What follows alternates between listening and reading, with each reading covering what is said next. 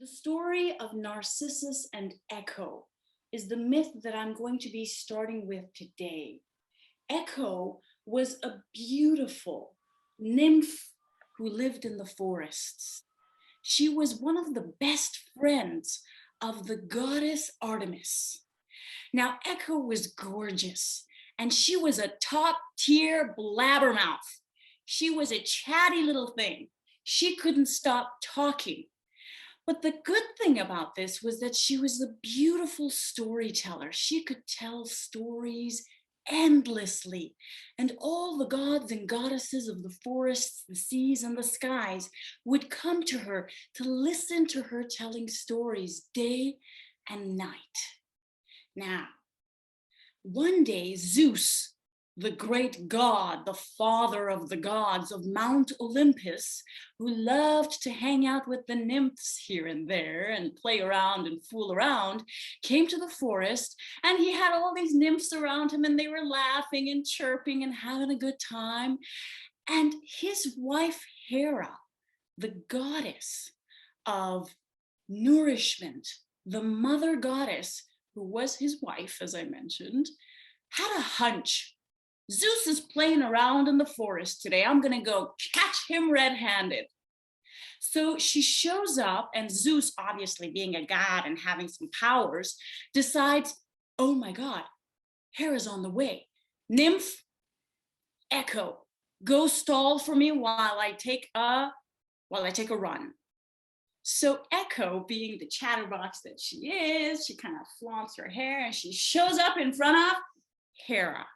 Why, goddess Hera, hello, you're visiting us today after such a long time. Blah diddy daddy blah blah blah. And Hera's just standing there like, nymph, get out of my way, I got business to attend to.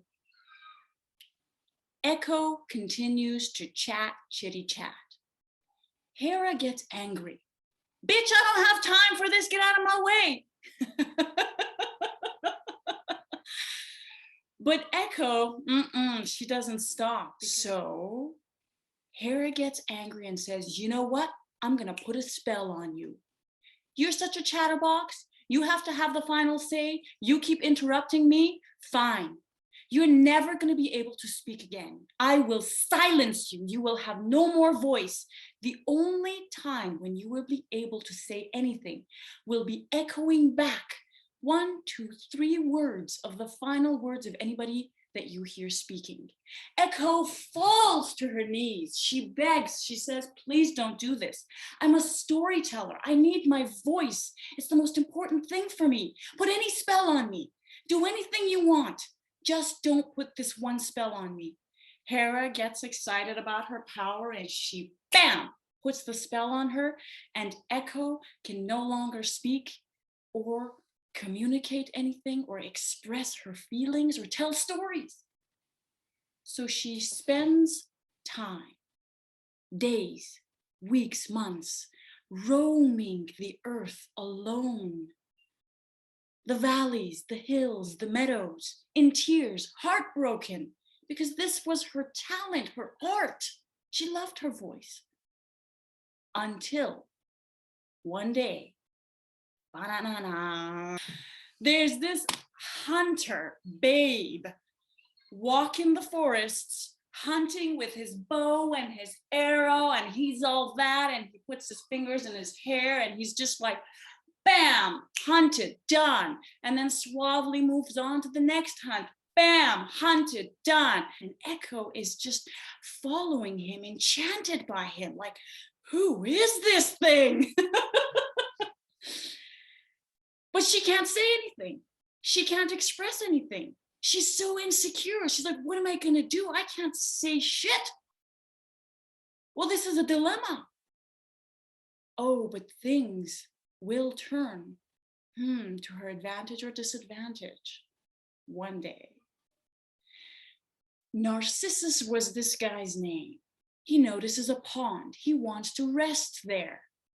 He's thirsty. So he comes to the pond to cup his hand and take water when suddenly he notices, what does he notice? His own reflection. Wait, what? Am I that gorgeous? He sees his reflection for the first time in all of his life, even though his mama, his papa, all the people in the village where he comes from have always told him, you're the one and only, you're so handsome, you're so great. This is the first time he's actually seeing himself. So he falls desperately in love with himself. And what do you know? He speaks while Echo is hiding in the bushes. He says, why, I love you. And what does Echo say? This is the perfect chance. And she says, I love you, I love you, I love you. And he's like, wait, somebody there? And then he's like, okay, well, whatever. He goes back to the reflection that he's fallen in love with. And he says, I'll take care of you. And she says, take care of you, take care of you, take care of you. He says, I want you. And she says, I want you, I want you, I want you. She can't take it anymore. As soon as she says, I want you, she darts out of the bushes. She flings her arms around his neck and she says, I want you, I want you, I want you. And what does Narcissus do? What in the heck? Who be you? And he flings her away, says, get away from me, disgusting. I don't know you, I don't want you. Echo is heartbroken. She weeps. She goes back into the bushes, and her fate is to roam the earth, heartbroken, among the mountains, always ever waiting for someone to say something so that she could echo it back. Her only chance at communication and expression and storytelling. Up to this day, when you go to the mountains and you say, hello, Echo echoes, hello, hello, hello. What becomes of Narcissus, our hunk in the story, our little gem of a guy? He falls so sickly in love with himself that he decides to touch this new lover. And as soon as he touches the water ripples and he's gone. So he freaks out. He dives to save this lover of his and he drowns in the water. And story has it, the one thing that grows instead of his body is the beautiful flower called the narcissus, always hanging its head down to see its own reflection. And that's the end of our story. All right, thank you. I hope you enjoyed that story, that myth. This is an ancient myth, and it's a profound myth and has to do with everything that we are about here. I'm glad you enjoyed it, Katja.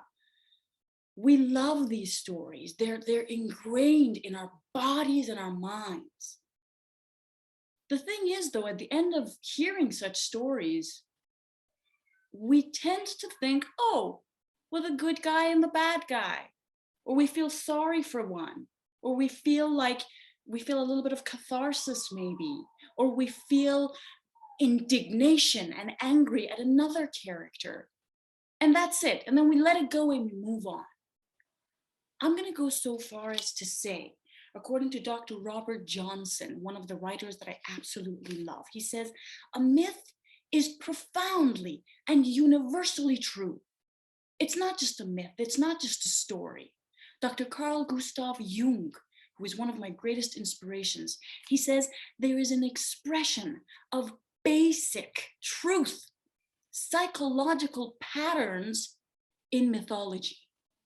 So instead of just saying, oh, poor Echo and stupid Narcissus, let's actually look deeper at these characters and what their psychological patterns were to begin with. Who was his mama? Who was her papa? What is this relationship dynamic going on between them, and how does it show up in our relationships today?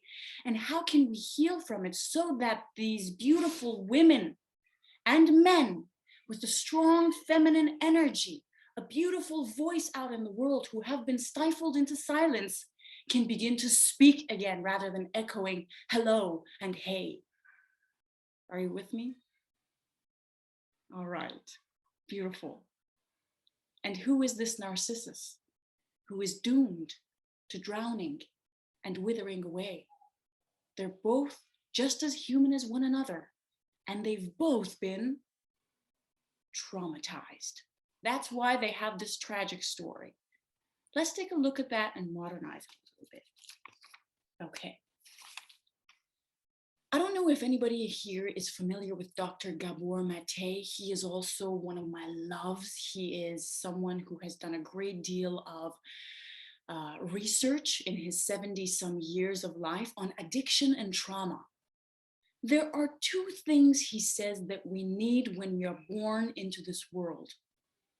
Attachment is the first one. When you're born as a baby, you come into this world, and what do you need? You need to attach to someone to survive. You cannot put a baby in a forest and say, well, hopefully, you know, Mowgli will show up and it'll turn into Tarzan or something. It's not going to survive. It's going to die, that baby.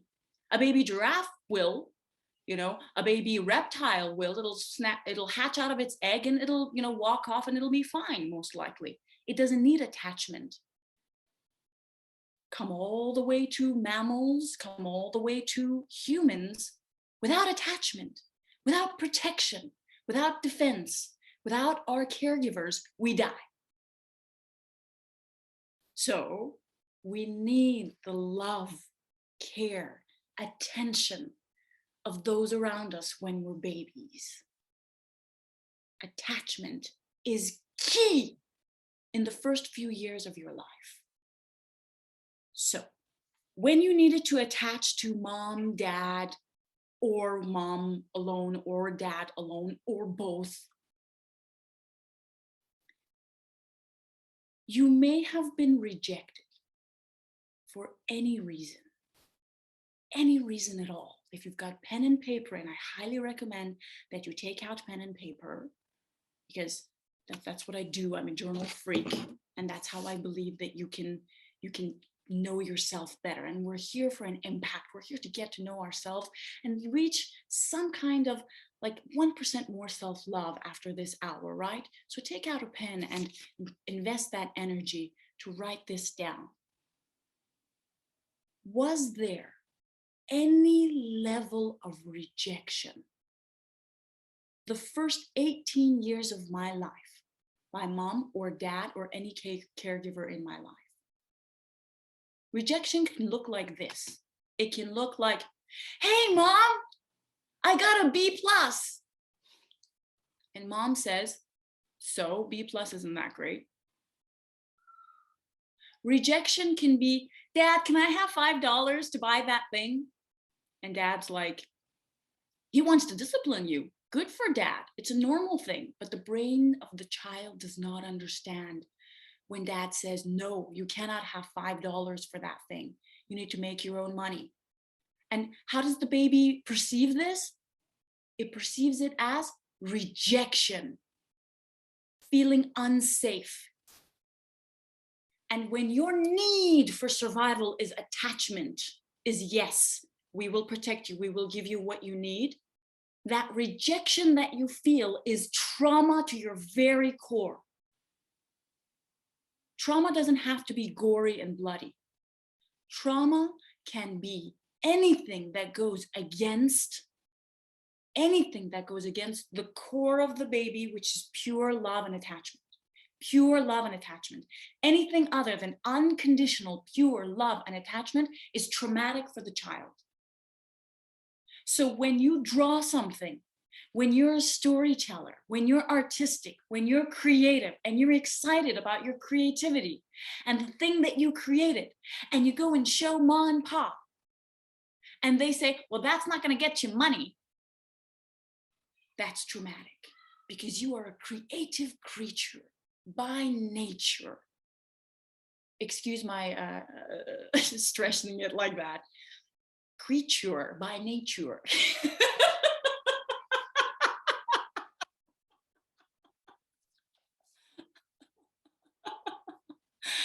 I do that sometimes when I want to emphatically like make an emphasis. All right. So the greatest trauma that we experience is emotional neglect.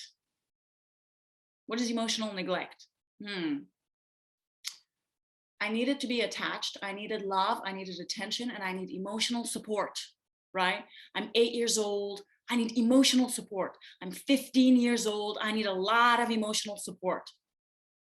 And if dad is too busy, it's not his fault. We're not looking for fault. We're just looking to get to know ourselves better. If dad was absent, if dad was too busy, if dad was constantly working, if dad got home later than dinner time most of the time, if dad brushed it off, emotions, bless them all, they meant well, they knew no better.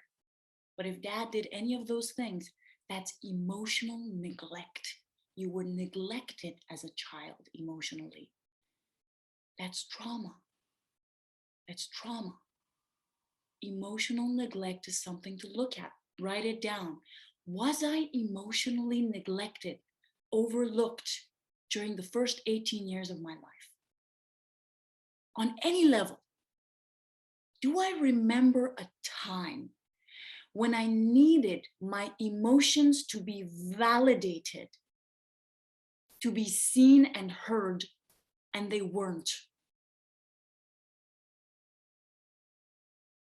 Just 30 seconds of silence for that.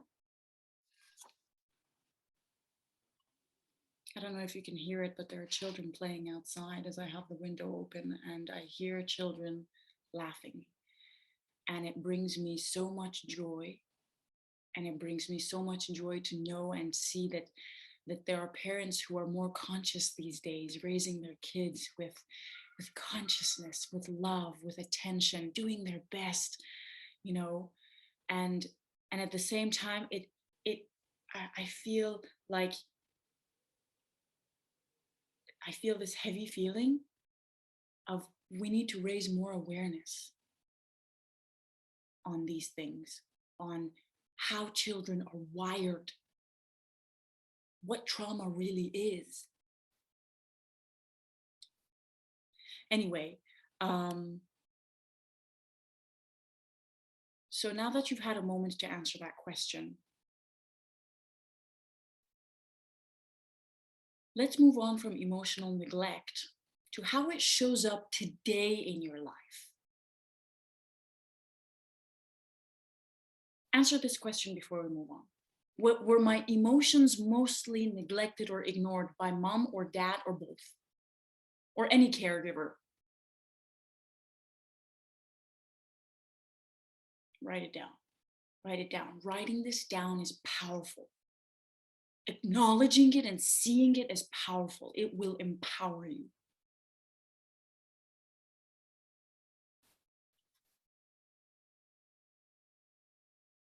So, if there was any level of emotional neglect, there's a blueprint for it in your hippocampus right here, inside, deep inside the left side above your ear.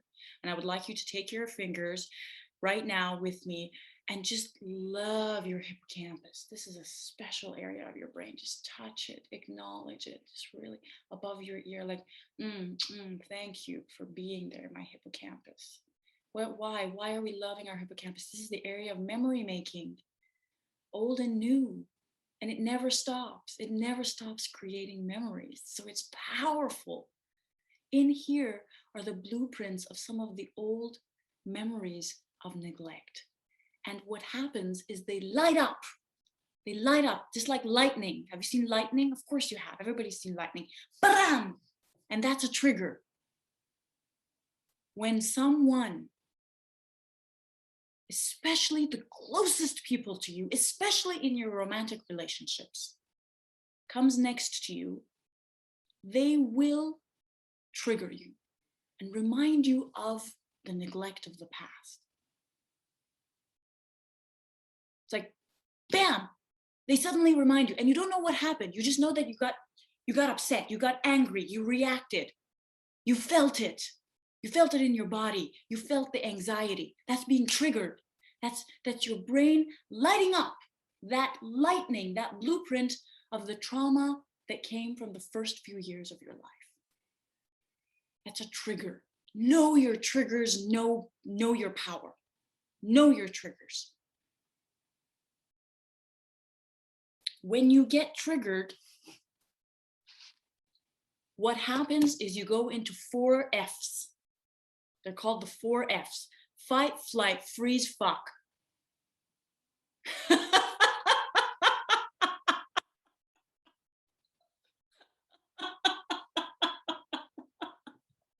Excuse me, but that's the reality. They've added that 4th F to it. What happens on fight, flight, freeze, fuck? The blood in your organs, right? This right here, this is the engine of your body. All your blood is in here, keeps you warm, right? The blood rushes to your arms and your legs. And what do you want to do? You want to either fight or you want to take flight. Your legs are ready to run. Or you freeze, everything just melts. Or you find somebody on Tinder to fuck.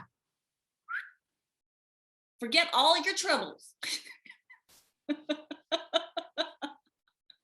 They ain't going nowhere, honey. All right. Fight, flight, freeze is a state, jokes aside, in all seriousness, that is not conscious. You're not you. You're not yourself. When are you yourself? When you're conscious. When are you not yourself? When are you disempowered? When you go into fight, flight, freeze, fuck. It disempowers you. It causes emotions in your body and in your reactions that once they're discharged, you come back to yourself and you're like, what happened? That wasn't me. Why did I do that? And that is a very disempowered way of living. And when you see that repeating in relationships, it's a recipe for disaster. It's a recipe for separation. It's a recipe for headache and for autoimmune diseases and all kinds of detrimental consequences. Living unconsciously, living on fight, flight, freeze, fight, flight, freeze, fight, flight, freeze.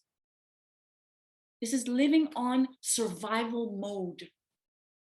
Going back to childhood, what were you doing? You were surviving, surviving, surviving. It's living based on that blueprint of survival. Please, please, somebody, I need someone to attach to for love and support. So, my message for you today is, my darling echoes of the world, come home to yourself. You're no longer that child who went through what he or she went through in the past. Today, you can reparent yourself by reattaching to yourself and coming home to yourself. Dr. Clarissa Pinkola Estes, writer of the fantastic book, Women Who Run with the Wolves, she says, when an individual comes home to him or herself, takes time to heal, takes time to get away, detach from everyone and reattach to your own core self. Find yourself and find that precious voice that's been stifled. That's when other people around you as well will begin to develop. Ha! Isn't that amazing? When you come home to yourself. That I find is inspiring and amazing. That I find is in my experience, I would love to know your experience later as well, is the way, the path to healing. And that's what's happening right now during these times, during the Corona times, is it's either come home to yourself or nothing. This is the opportunity in silence and in solitude to return home, to do the healing. Because we're all in this together. So, how does it show up? I'm going to be very, very general because I want to spend as much time as possible interacting. How does this show up? Stifling your voice, obviously. Not speaking your truth. Not holding boundaries. Giving until you burn out. Giving, giving, giving, and never being appreciated. Giving with the hopes of changing Narcissus. Not happening, and it ends tragically. Now, Narcissus isn't necessarily a man. This is not a gender thing. Narcissus could be a man or a woman. All right? Having an unhealthy relationship with your masculine energy and your feminine energy, because if one is too much, then the other one is too little. What does that mean? That means that Echo, the feminine in you, if it is on any level attached, too needy, and controlling, and hasty, she needs to do some work. She needs to do some healing. Your feminine energy is reaching out like that baby in the first few years of its life, reaching out for survival, reaching out for ma or pa or any caregiver and not receiving it. That's the Echo in you. Please, please, please. I love you. I love you. I love you. See me, see me, see me. And no one being there. That's the feminine energy in most of us. When I say mythology is real, I mean this touches most of us. I'm just being safe by not using all of us. But it really does touch all of us. If you're a human being, if you're a bipedal animal, I say, two-legged creature, this touches you. The feminine energy in us, the Echo needs to heal. How about the masculine energy? What does the masculine energy look like? It looks like this. It looks like an unreliable, unsupportive, discouraging energy within yourself. How can you tell that the masculine energy in yourself is not encouraging and supportive of you? Look at your relationship with people. Do you end up dissatisfied? Do you end up leaving disgruntled or full of resentment? Do you end up thinking that everybody is against you or not on your side? Do you end up chasing money? Do you end up chasing the success of your business and creative pursuits? Do you end up chasing men or women? Makes no difference. This reaching out means the masculine energy is standing away from you and is not supportive of you. Masculine and feminine energy in their healthy mode, in their Phalva, the glorious point of balance. Phallus, vulva together creates the word Phalva. When they're together, they stand side by side, like two legs of one body, just in flow, in flow. The feminine energy inspires you. The masculine energy executes. The feminine energy is sure-footed, knows in faith that it's worthy, it's unlimited in its worth. And the masculine energy brings home the bacon, brings home the money. They're like that together. That's the sweet spot of Phalva. And I would love to know how this resonates with you and how, and I think that we're already getting some questions, and where this shows up for you and how it might resonate. A needy, oppressed, crying, unheard, silenced, stifled person is the feminine energy being low. A controlling, domineering, disempowering, and manipulating energy is a masculine energy that's too much. That's too much. That's not their being in its best, which is supportive, which is holding your hand, leading you through creating that business, that dream, traveling, moving, painting that painting finally, writing that piece finally. Self-worth and then support. Bam, and you've got something amazing to offer the world, and you know you've got something amazing to offer the world. We all know it deep, deep down, that we've got something amazing, something unique, something worthwhile to offer the world. It's this imbalance that comes from the relationship dynamics of the past, of seeing them and then allowing that to become the example. Them, I mean our caregivers and our authority figures and the society and how it has showed up in the past. It's allowing them to dictate our life today. They have no power over your life today unless you allow it, unless you continue to allow it. And it's okay that you've allowed it so far, because so long as you're in survival mode, of course you're going to allow that to dictate your life.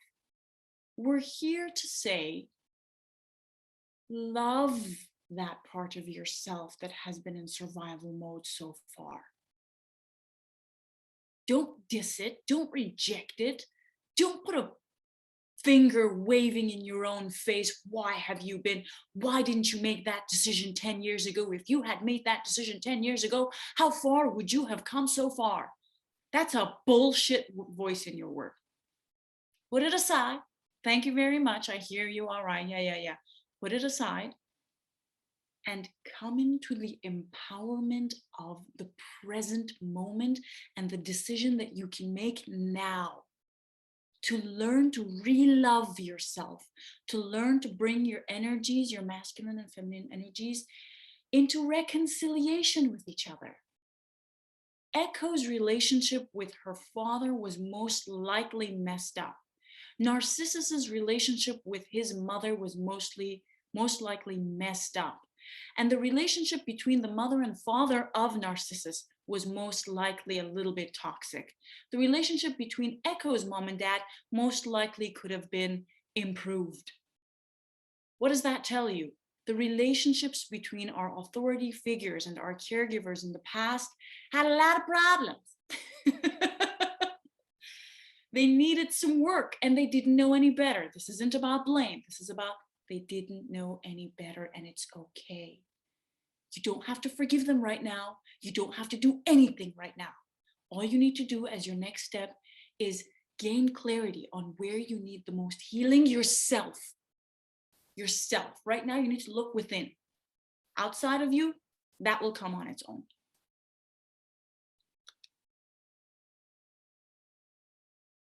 And that's all I have to leave you with for today. So let's do the healing together. We've already started by showing up here today, for which I'm very, very, very thankful and grateful and honored to be in your presence. And let's spend the next 18 minutes or so, depending, with your questions. I would love to go into dialogue with you now. So let's do this. Amazing. Thank you. In the meantime, let's do this 5-minute meditation if you're up for it. I mean, everybody has stayed, which means that I think that you're up for it. So let's do this. Is everything? So I'm just testing. 1, 2, 3. Okay, all right, good. So everybody, I would love for you to just get present with me with 3 deep diaphragmatic deep breaths, however you know how to take a deep breath. So sitting straight, take a deep breath in through your nostrils and release it slowly, as though you're releasing it through a straw in your pursed lips.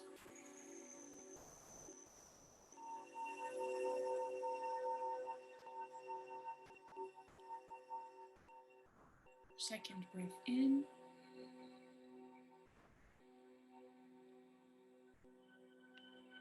And release.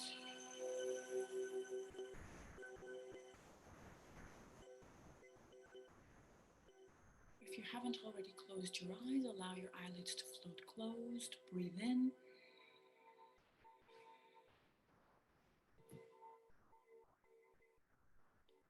And release.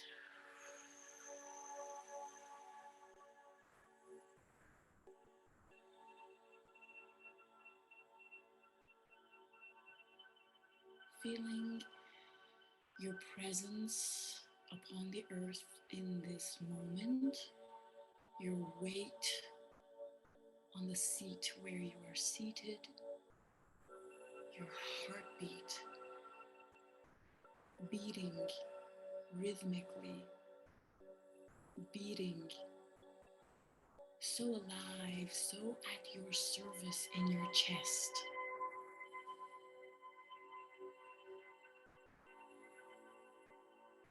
In fact, place a hand on your chest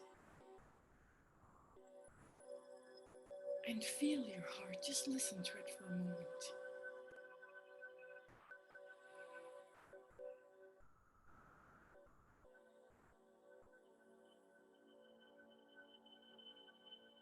Come into a place of compassion for yourself, for this body that you live in, for this heart that's beating and keeping you alive and sentient right here, right now, every moment, without you doing anything, without you commanding it to, without you making any demands. It just is at your service.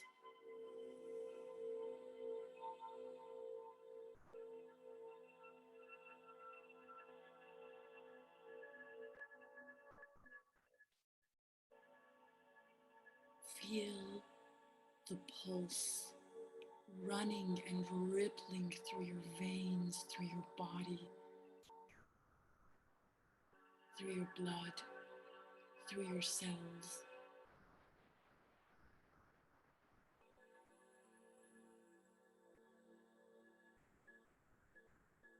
Love your heart. Love your veins. Love your blood. Love your heartbeat. Love your body. Love your mind. Love the balance between your heart and your mind. They're both at your service. They're both there to co-create together what you so deeply desire, whatever that may be.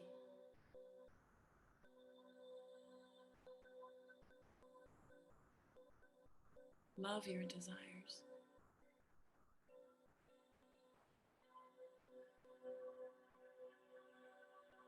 Let's set an intention in this sacred time and space together, in our gratitude for our hearts and our brains. Any intention that you so desire to set, crystallize it right now.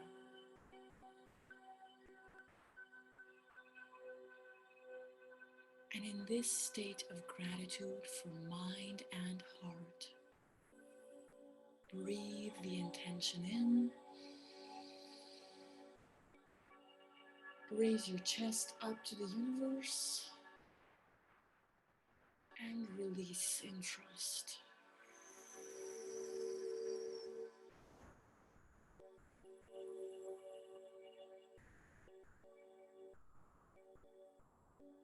Breathe into it one more time.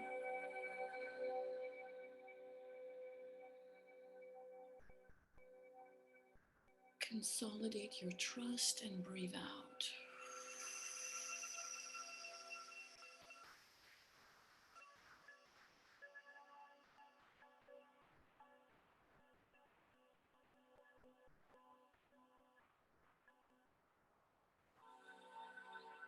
And in your mind, just gently allow these words to ring. Just listen to them. Hear them. If you're ready, absorb them. If you're ready, repeat them. My darling self, my darling heart, my darling life, my darling mind, I love you.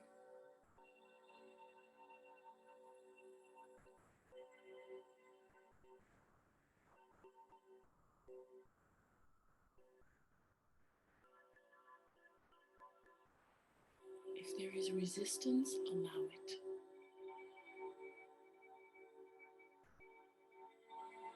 Just allow it. If you can absorb it, absorb it.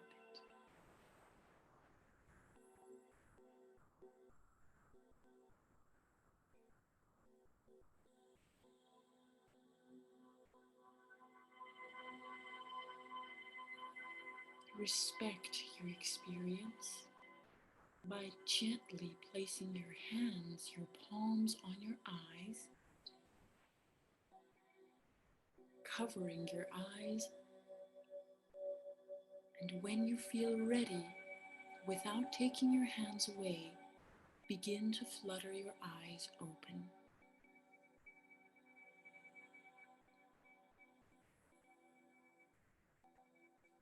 Slowly letting the light of the physical world back into your eyes.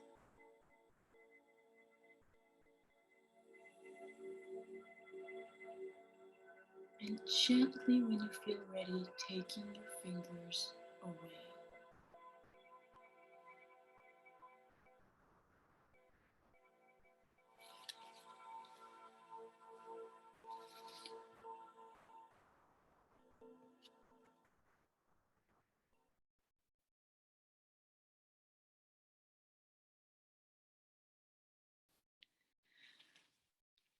Thank you for joining me in this meditation. Namaste. Thank you so much for sticking around this long, for bringing yourselves, your beautiful selves, and your questions. And it's been a joy.